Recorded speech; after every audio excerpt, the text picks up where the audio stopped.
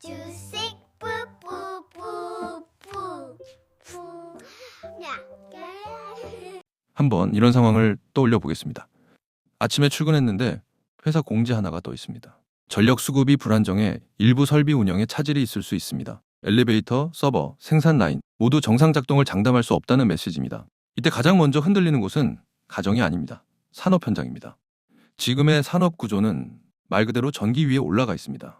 AI 연산, 반도체 공정, 대형 데이터 센터, 전기차 생산 라인까지. 이제 전기는 아껴 쓰는 비용 항목이 아니라 없으면 성립이 안 되는 조건이 됐습니다. 그런데 문제는 하나입니다. 이 전기가 우리가 생각했던 속도보다 훨씬 빠르게 한계에 다가가고 있다는 겁니다. 몇 년 전까지만 해도 전력 정책은 이미지의 영역이었습니다. 환경을 얼마나 생각하느냐, 정책 방향이 얼마나 그럴듯하냐의 문제였죠. 하지만 지금은 다릅니다. 전력은 국가가 얼마나 생산할 수 있는지를 결정하는 직접적인 능력치가 됐습니다. 여기서 많은 사람들이 한 가지를 쉽게 생각합니다. 전기가 부족하면 그냥 더 만들면 되는 것 아니냐는 생각입니다. 현실은 전혀 그렇지 않습니다. 석탄과 가스는 규제와 정책 장벽에 막혀 있고 새 발전소는 착공부터 가동까지 현실적으로 너무 오랜 시간이 필요합니다. 재생에너지는 출력이 일정하지 않습니다. 날씨와 계절, 시간에 따라 전력이 크게 흔들립니다. 이쯤 되면 질문 자체가 바뀝니다. 이게 친환경이냐 아니냐가 아니라 계속 쓸 수 있느냐입니다. 그리고 이 질문의 끝에서 다시 등장하는 선택지가 있습니다. 바로 원전입니다.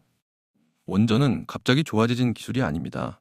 새로운 발명이 나온 것도 아니고 위험이 사라진 것도 아닙니다. 다만 그동안 의도적으로 뒤로 밀려났던 기술입니다. 기술의 문제가 아니라 정책적 선택의 문제였던 셈이죠. 그리고 지금 그 선택의 결과가 하나씩 나타나고 있습니다. 전기요금 상승, 공급 불안, 산업시설의 해외 이전.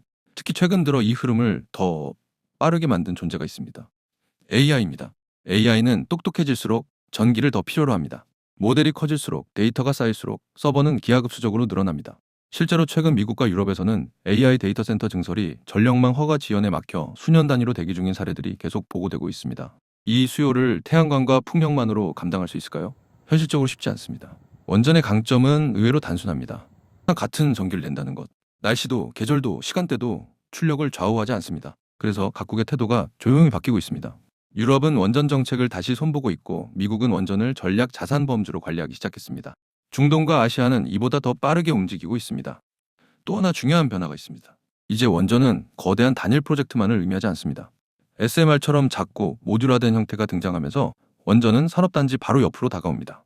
멀리서 전기를 끌어오는 구조가 아니라 필요한 곳에서 바로 생산하는 방식으로 개념이 바뀌고 있는 겁니다. 이 순간부터 원전은 에너지 논쟁이 아니라 산업 인프라가 됩니다. 시장은 이 변화를 먼저 감지합니다.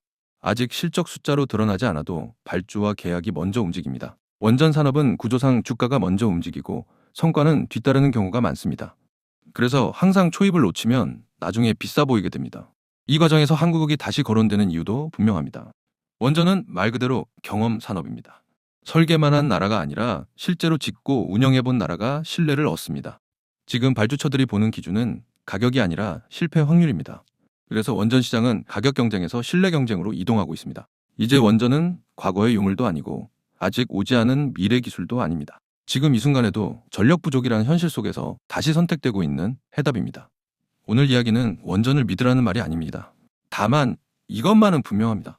전기가 멈출 수 없는 시대에 멈추지 않는 전원을 외면하기는 점점 더 어려워지고 있다는 것. 그리고 시장은 항상 그 현실을 가장 먼저 가격에 반영합니다. 요즘 시장은 AI 이야기로 가득합니다. 모델 성능, 연산 속도, 데이터 경쟁. 그런데 이 경쟁의 바닥에 깔린 전제 하나는 의외로 거의 언급되지 않습니다. 그 전제는 바로 전력입니다. AI는 똑똑해질수록 전기를 더 먹습니다. 그리고 이 소비는 상상보다 훨씬 빠른 속도로 늘고 있습니다. 대형 언어 모델 하나를 학습시키는 데 드는 전력은 중소도시 단위의 연간 소비량과 맞먹습니다. 문제는 이런 연산이 전 세계에서 동시에 돌아가고 있다는 점입니다. 몇 개 기업의 실험이 아니라 산업 인프라 전체가 연산 중심으로 재편되고 있습니다. 그래서 지금 기술 기업들이 에너지 기업처럼 움직이기 시작했습니다. 아마존은 미국 내 원전 프로젝트에 직접 자금을 투입하고 있고 구글은 폐쇄됐던 원전의 재가동 계획에 파트너로 참여하고 있습니다. 마이크로소프트는 AI 데이터 센터에 향후 수년간 수십조 원 단위 투자를 공언했습니다. 이 기업들이 묻는 질문은 단순합니다. 이 전력을 누가, 언제, 끊김없이 공급해 줄 수 있는가? 태양광과 풍력은 보조수단이 될 수는 있어도 기준 전원이 되기엔 변수가 너무 많습니다. 그래서 다시 원전이 선택지로 올라옵니다. 그 중에서도 이번 사이클의 중심은 대형 원전 하나만이 아닙니다. SMR, 소형 모듈 원전입니다. 그리고 중요한 점 하나, 이제 SMR은 보고서와 발표 자료를 넘어 실제 공사가 시작되는 단계로 들어갑니다. 이 흐름에서 돈이 가장 먼저 들어가는 자리는 이미 정해져 있습니다. 그래서 지금 우리가 꼭 알고 가야 하는 종목들 오늘 강의에서 다뤄보겠습니다. 모두 숨김없이 오픈할 거니까 영상 좋아요, 구독 꼭 눌러주시고요. 바로 들어가 보겠습니다. 현대건설을 여전히 주택 건설사로만 본다면 원전 사이클의 핵심을 놓치고 있는 겁니다. 원전 산업에서 가장 희소한 능력은 설계 기술이 아닙니다. 완공 경험입니다.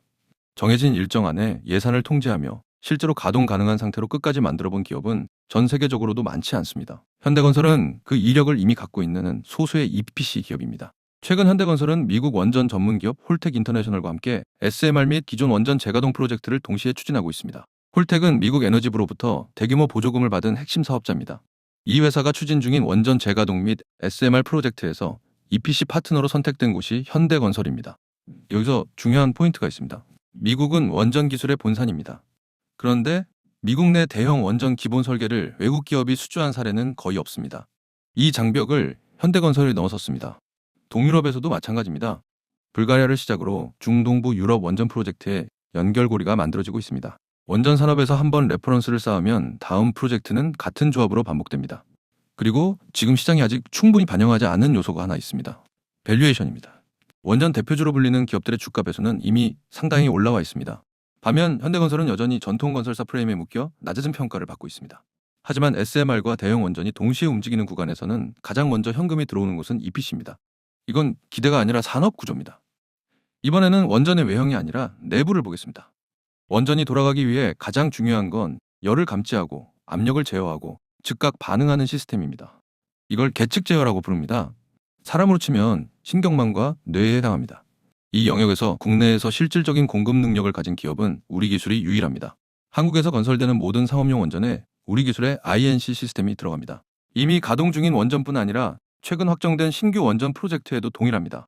여기에 더해 우리 기술은 국가 차원의 차세대 SMR 개발사 사업의 핵심 주체로 참여하고 있습니다.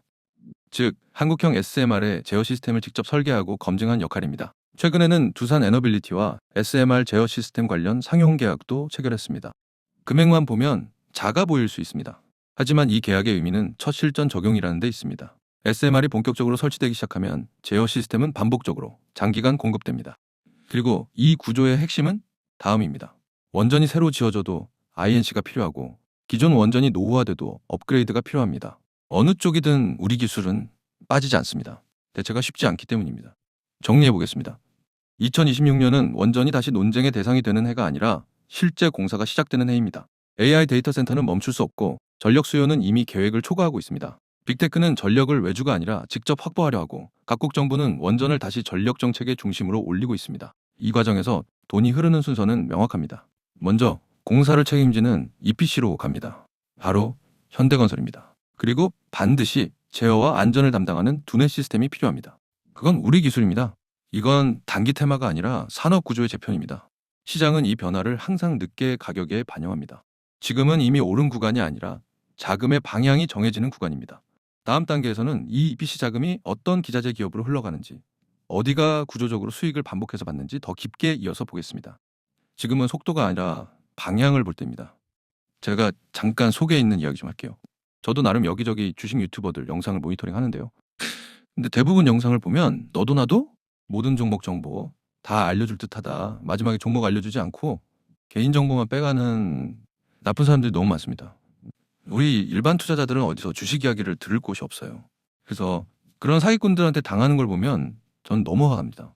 그래서 저 같은 경우에는 모든 종목을 문제되지 않을 선에서 다 오픈을 하는 유튜브를 만든 거고요. 그래서 저 같은 유튜버들이 힘을 얻으려면 여러분들의 구독과 좋아요 그리고 응원의 댓글이 너무나도 필요합니다. 저희 부부의 철학은요. 정보를 공유하고 같이 좋은 장에 들어가서 거기서 함께 이익을 보는 구조로 가는 게 진정한 성장의 길이라고 생각하기 때문에 앞으로도 이렇게 제 아이들에게 떳떳한 부모가 되기 위해 깨끗한 정보만 드릴 수 있도록 저희 부부는 노력하겠고요. 다음 영상에서 뵙겠습니다.